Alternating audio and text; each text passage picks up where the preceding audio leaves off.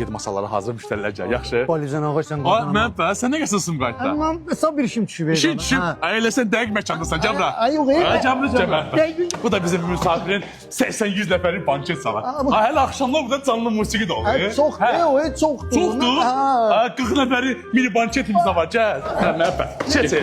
Bax, bu da bizim mini banket salımız. İstəyirsən buranı bağlatdır. DJ gətir, müğənni gətir. Hər şey var ya bizdə. Məndə 10 deməsin. 10 nəfərlik də var.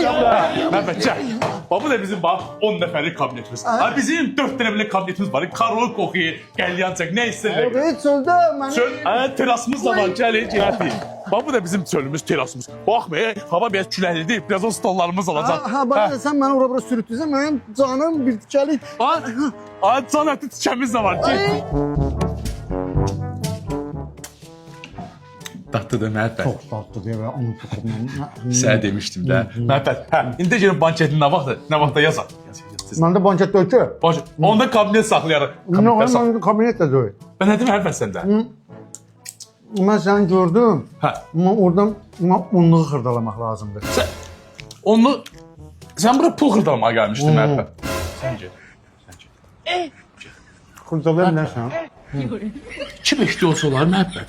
Bir dənə 5'li qalanı manatlıq. Bu 1-5. Bu da manatlıq. Uy. Davay ya. Yaxşı. Bir də bıraxmı, nə bunu bırax? Yaxşı. Davay. Xırdalama deyilsin. Yedim məkə bir dənə salih desertli yerə gedim. Onluğu xırdaladım ha.